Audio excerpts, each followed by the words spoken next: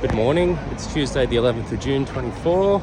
It is day 25 of the trip and day 5, or maybe it's 24. I don't know, I'm probably saying all these days wrong because half asleep and I can never remember things. But anyway, it's probably like day 24 more likely, and it's day 5 in London. Yeah, so day 19 Kentucky and it's day 5, yeah, probably 24.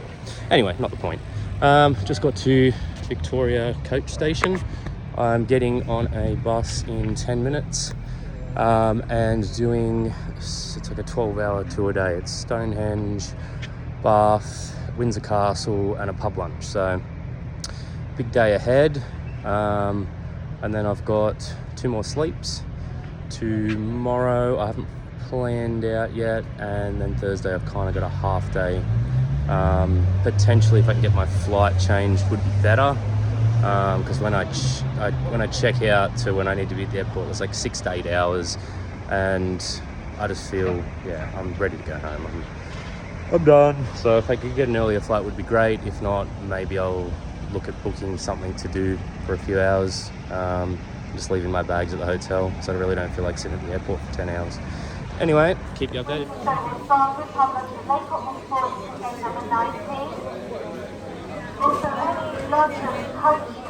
There's a lot of driving between each place. You know, we drive about 280 miles or something throughout the whole day.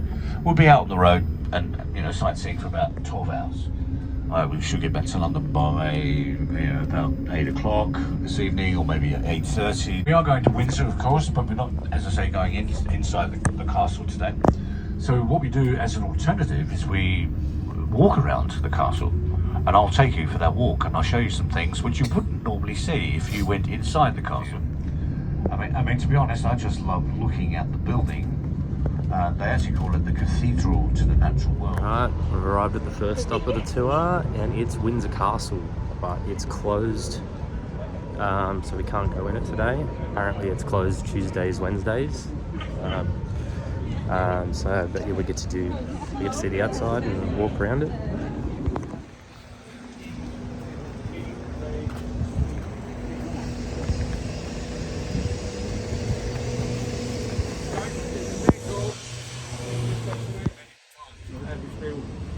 People live at average about 30, 35 years. So, you know, painstakingly slow. The original fortress was made of wood as a temporary structure. It was built as a motte and bailey castle. A motte is an artificial mound of earth which they will create by digging a ditch. They've got all the earth they dug in the middle to create a hill. They've got a keep on top. Archers can be up there looking out over the landscape. And then they've got a wooden fence all the way around that, creates a secure yard, and that's called the bailey. The motte was the hill, the bailey was the yard. Anything in my bag this time, did you sell it?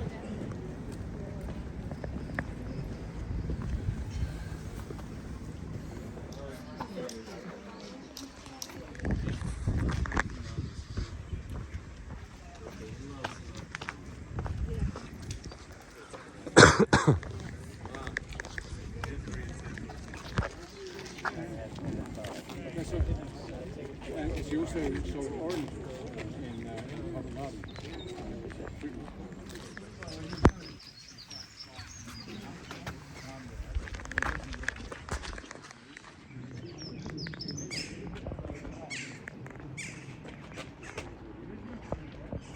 Long walk, which it is. But if you come back, it's a really pleasant thing to do. If you like walking, if you want to get your steps in, you know, with your phone and all that, this is a good way to do it.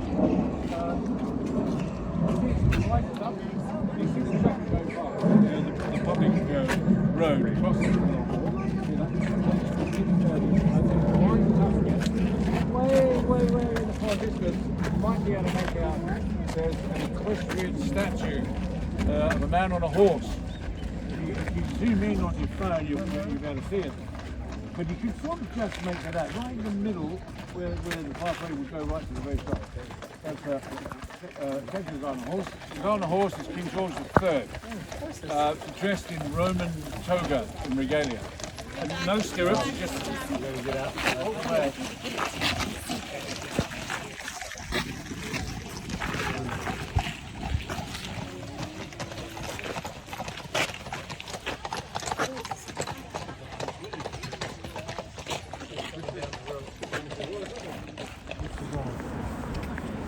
shoes and people. Put these shoes. No, it's always been.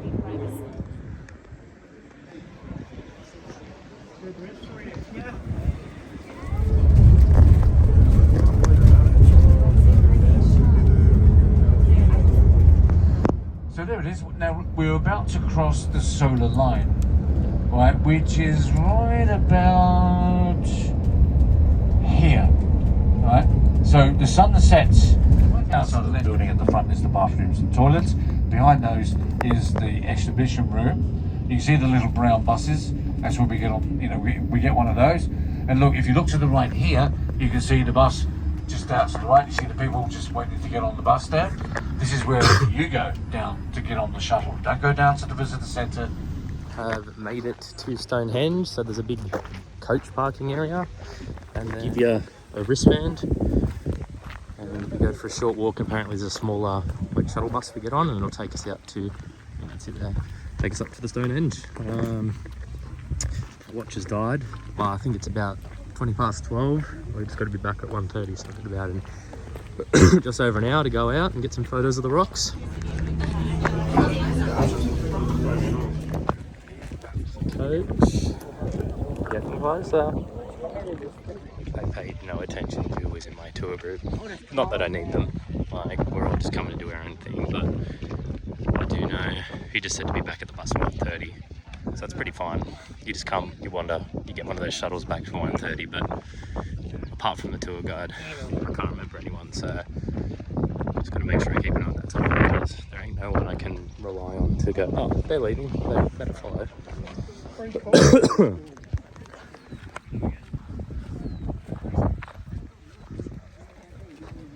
Alright, let's get some rock content. See if someone will take a photo of me with it. Surely. Plenty of people around.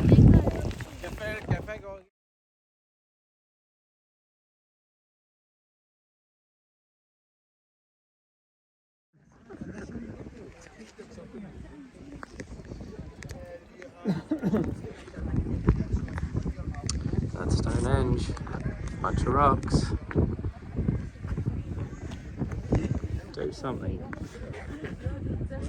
Well, I don't know what to do now. I've got my photos and I've got another 59 minutes up my sleeve. The more I walk around, just doing a perimeter, walk around the perimeter. For the most part, I'm just walking through everybody's photos. So that's probably what I'll fill my hair out with, just being everyone else's photos.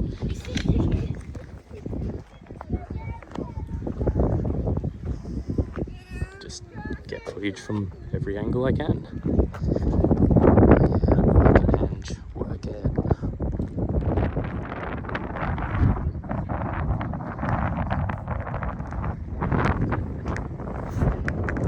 You'll see numbers.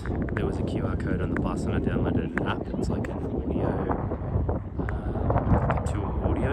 So I downloaded the app, put my headphones in, and hit play as I get to the number, and I can listen to it like a minute or two audio on different aspects.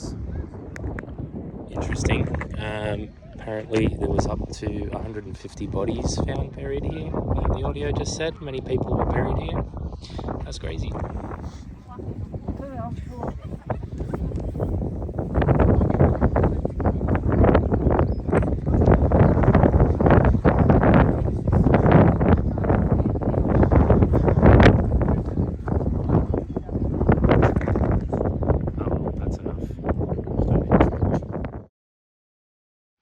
Back on the bus because it is bloody freezing out here. I stayed for probably 20 minutes to half an hour. It's coming up to half an hour. I walked around a few times with some more photos, listened to the audio stuff, but there's not much more I could get out of it. It's cold, so I'm just going back to the depot 35 minutes early. Got another magnet. I got that many bloody magnets from this trip. It's like the one thing I've allowed myself as a souvenir because like at home I've been sorting out for a while and I'm trying to minimize, and most things like souvenirs for people, like it only really means something to the person who went there, and I find, yeah, try not to waste money on pointless shit anymore, but I also don't want to not have mementos of big places I've travelled. So yeah, magnets. Magnets is the thing I'm going with because they're compact. I can have a beer fridge in the garage someday and have all my little memories on it. So yeah, I'll have to show you the full collection when I get back to the hotel room. So the tour today is supposed to be Stonehenge, Windsor Castle, Bath, and lunch at a traditional pub. Now, we left at like 7:30 this morning from London and went out to Windsor Castle first, and obviously it's closed on a Tuesday, so we walked around it for about an hour and a half, and then an hour and a half bus ride here to Stonehenge. And yeah, this is the first time I've been really get food, so I got a steak and potato pasty because apparently the pub lunch has now been moved because the whole day's been changed around because we didn't do Stonehenge first, and it's going to be a supper or a dinner, so they're not planning on feeding us till 5, so we didn't stop and eat. It was going to be a long, rough day. So I think we do Bath next, and then we have a little pub dinner, and then I'll pop off somewhere in London and have to work out how to get home. Gorgeous. And it's unusual to see this, you know, piggeries, you know, I mean, around the world, you know, they don't treat them like this, you know. They're small piglets on the right there. Look, I'm just having a little play in the corner. That's the Great Western Railway. And that's the train you get from Paddington Station in London if you want to go to Windsor. But, you know, you get off at Slough and then you get the branch line to Windsor. But if you stay on the train, it will take you, that's it. These houses on the right are quite new. They were just, you know, built in the last couple of years. As we get further along the road, we come into the Georgian, you know, part of the town. We're getting off in the road, so get onto the pavement and form a group, and we'll start our journey from here. All right. So we'll stop here. This little tiny street called North Terrace. I love this little street. It's very Georgian, very authentically Georgian. Nothing much has changed. You've got the original paving stones. The only modern thing is the shop signs. But if you look here, you can see it says Sally Lund's is the oldest house in Bath. Dates back to 1482 when it was constructed. In 1680, a lady called Sulang Lunay came from Britain. Well, came to Britain, she was from France. A resident French woman. She was escaping religious persecution in France, came here, and she was a baker. And when she came to Bath, she opened a little business here, baking brioche bread, French bread, and the business still runs today. It's a very popular place. I think my princess with her little daughter is going in here. They have a booking in here.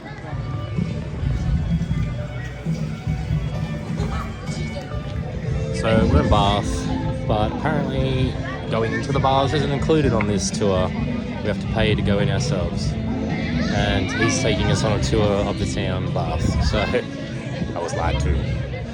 Anyway, I'm tired anyway, so I'm just going to follow him around, and hopefully this hour goes quick, because I don't actually know where to go to get into the baths if I do want to go. Yeah, and then we do the pub dinner, and then this will be done.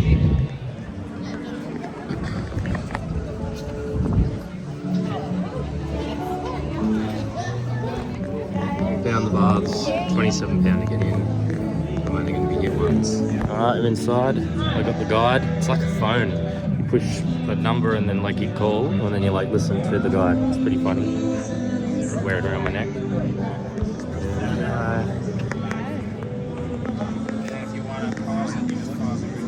Apparently it's lined with lead, so it's probably best not to go in there.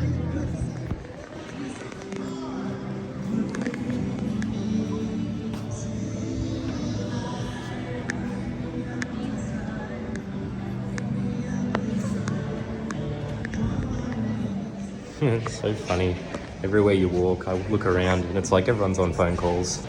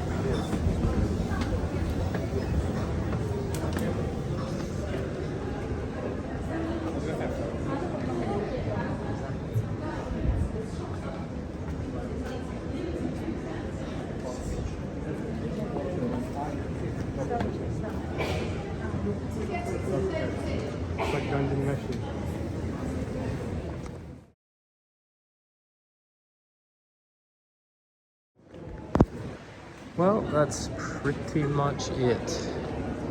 I don't think there's that much more to it. I asked someone to take my photo, so I got my little touristy shot. I got my magnet. What was it? It's 3:33. It's got 37 minutes left to get back to the bus. I think the rest of the tour group were walking up the hill or something to see some sights, because apparently they don't pay to come here, which makes no sense, because that's what I booked the tour for. So I've had to pay extra to come here to do it by myself while they walk around town. Don't know why you advertise it as visiting Bath and then visit the town of Bath and not the actual Bath. False advertising, misleading, and that's Bath.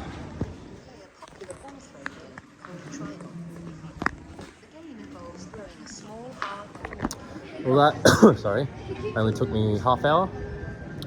So the most disappointing thing I've found sightseeing is, and you'll see on my Instagram, I got a lot of photos, a lot of places I've been, but once you get there, it's such a commute to get to a lot of these things.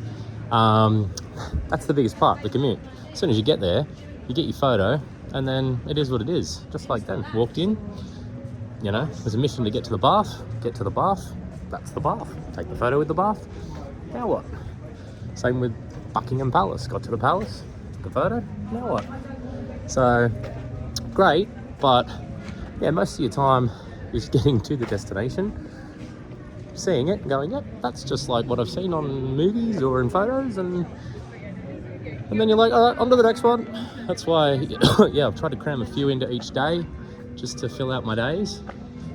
But it's fucking exhausting. I need a holiday.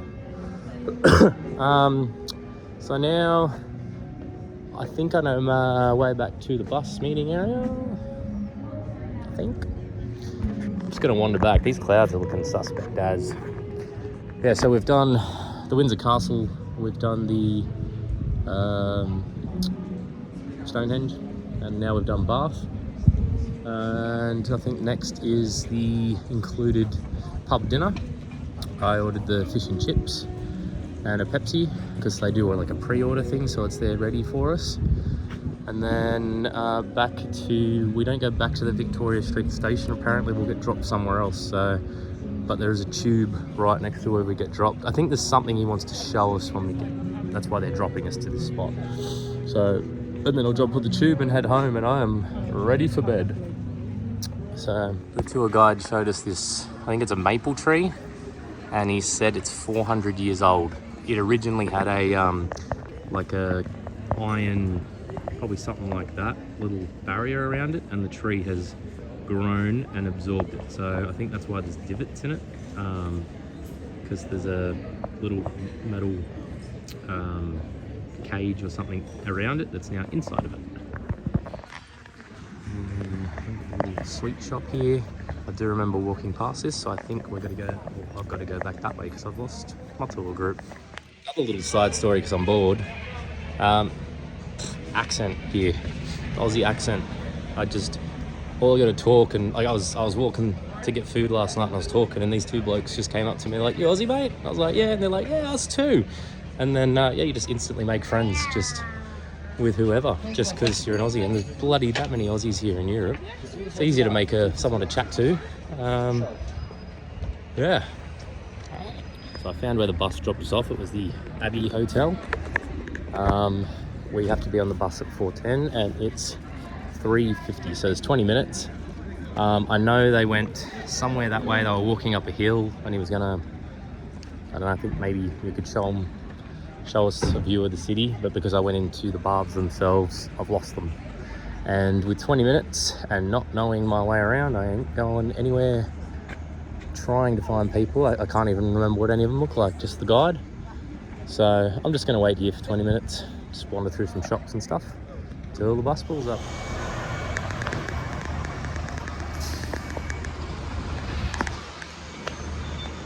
My bus has arrived. Great bit of touristy advice if you travel and you get coaches and stuff each day. Take a photo of the license plate as you get on or get off for the first time, because it's the only way to find the thing when you get back on it, is knowing exactly which one you need to get on, because you don't want to get lost, especially when you don't know where you're going. I got on a white bus and there are white buses galore, but I know the license plate of the first one right there, and that's mine. Alright, time to get on the bus. That's it. You get my picture in front of it? Of course, if you get my picture. Of course. We've stopped, the bus has stopped. This is apparently where they filmed a lot of the Harry Potter stuff, like where Harry Potter's parents and stuff lived. This little village. And we're getting our food soon, I can't wait.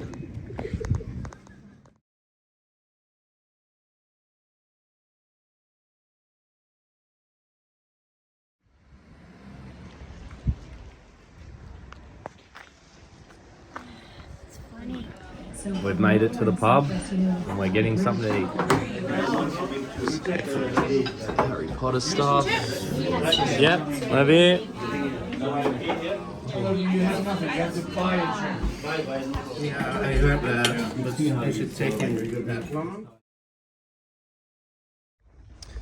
Oh, I slept on the bus. I was exhausted, and we pulled up here. It's a nice little village. As I said earlier, filmed some Harry Potter stuff here. The pub we're at, it's currently under renovation, so can't really get that many nice photos. The food, fish and chips, was alright. Inhaled it pretty quick because, yeah, it was supposed to be for lunch, so I'd had a pastry for lunch, but definitely hungry. Everyone was scoffing their food down. So there's the pub. Hopefully we get back on the bus soon and make the commute back, because I'm ready to go to bed. We're wishing well. It's a deep one. Did you see my finger there? See my coin? Just making my way back to the bus. They leave in 10 minutes. Everyone's just sort of dispersed and looking around. I think it's a 2-hour bus ride back to, it's near the Gloucester Tube, and then I think it's another hour, half an hour commute back to the hotel. And that will be the end of my night, because I am wrecked. The round tower in the middle, that's the central part of the castle. The left-hand side of the round tower is the upper ward, which you can see. Off the bus, and I've made it to the tube. Platform 3, interesting little tube here at Gloucester Road. Bloody hell, today was a big day. I had to be at the station at 7:30. I left at 6:45 this morning, 7:30 on the bus. It's a 13-hour day doing all those stops. I'm exhausted. Mate Pete from my Kentucky messaged me on the way home, said he was in the area if I want to get a beer, so naturally I'm going to get a beer. I haven't drunk since Paris. I was going to have a 6-month break because I've lost the will to drink. But yeah, have a quick beer and a catch up to this place. I was here the other night with the other Kentucky crew. It's real nice. It's down near the water. So yeah, gonna go catch up with Pete, debrief about the trip, have a beer. Yeah. The man himself, Pete. Ordered a couple of milkshakes for you. Couple of milkshakey beers. Delicious. So a bevy down there, hanging out with Pete for a bit. I'm gonna get the tube home soon because I'm tired.